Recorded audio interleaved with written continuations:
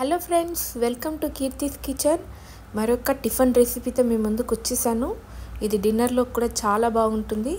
అదేనండి, చాట్లో మనకు దొరికే one of the item pav bhaji recipe. North Indian స్టైల్లో పక్కా కొలతలతో టేస్టీగా ఈ పావ్ బాజీని ఎలా చేయాలో చూపించేస్తాను. ఇది పావు తోటి వేడివేడిగా సర్వ్ చేసుకొని కాస్త ఆనియన్ లెమన్ వేసుకొని తింటే చాలా బాగుంటుంది.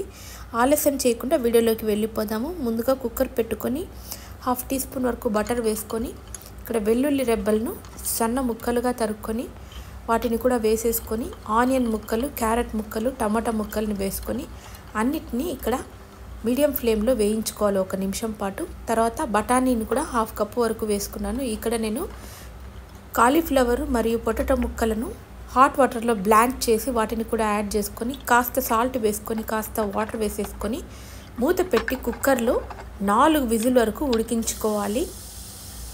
సో 4 విజిల్ ఎందుకంటే ఇది మెత్తగా మనము తర్వాత మ్యాష్ చేసుకుంటాం కాబట్టి. చూస్తున్నారు కదా, 4 విజిల్ స్టీమ్ అంతా పోయిన తర్వాత తీసేసుకొని వెజిటేబుల్స్ పక్కగా ఉడికిపోయింది. ఇప్పుడు వీటిని మ్యాషర్తో మంచిగా మ్యాష్ చేసేసుకొని ఒక ప్యాన్ పెట్టుకొని 1 టేబుల్ స్పూన్ వరకు గీని 3 టేబుల్ స్పూన్ వరకు ఆయిల్ని వేసేసుకొని ఆయిల్ వేడయ్యాక జీలకర్రను కూడా 1/2 టీ స్పూన్ వరకు వేసుకొని జీలకర్ర ఉడికిన తర్వాత ఇక్కడ వెల్లుల్లి రెబ్బలను వేసేసుకొని వెల్లుల్లి రెబ్బలు మంచిగా ఉడికిన తర్వాత ఆనియన్స్ని వేసేసుకొని ఆనియన్స్ని పింకిష్ కలర్ వచ్చే వరకు వేయించుకోవాలి.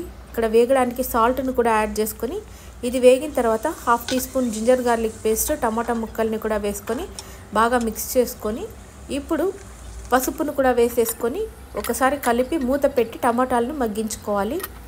టమాటాలు బాగా మగ్గిపోయింది కదా, దీన్ని గరిటెతోటి ఈ విధంగా మ్యాష్ చేసుకొని ఇప్పుడు మసాలా పౌడర్లు అంటే కారము, ధనియా పౌడరు, పావ్ బాజీ మసాలాను కూడా వేసేసుకొని కొద్దిగా వాటర్ వేసుకొని దీన్ని బాగా ఉడికించుకోవాలి 2 నిమిషాలు. ఇప్పుడు ముందుగా మ్యాష్ చేసుకున్న పావ్ బాజీని ఇందులో యాడ్ చేసేసుకొని మిక్స్ చేసుకొని ఇక్కడ వాటర్ కన్సిస్టెన్సీని కూడా అడ్జస్ట్ చేసుకుంటున్నాను. అంటే కొద్దిగా నీళ్ళు వేసేసుకొని సాల్ట్ మరియు షుగర్ని వేసేసుకొని టేస్ట్ చెక్ చేసుకొని మూత పెట్టి 5 నిమిషాలు సిమ్మర్లో ఉడికించాలండి. ఇప్పుడు మూత తెరిచి చూస్తే ఆయిల్ బాగా తేలిపోయింది. పావ్ బాజీ పర్ఫెక్ట్గా ఉడికిపోయింది. చూస్తున్నారు కదా, ఇది వేడి మీదనే సర్వ్ చేస్తే చాలా రుచిగా ఉంటుంది. దీనిని జస్ట్ బటర్ అప్లై చేసిన బన్తో సర్వ్ చేసుకోవచ్చు. మీకు కనుక ఈ వీడియో నచ్చినట్లయితే నా ఛానల్ని సబ్స్క్రైబ్ చేసుకోండి.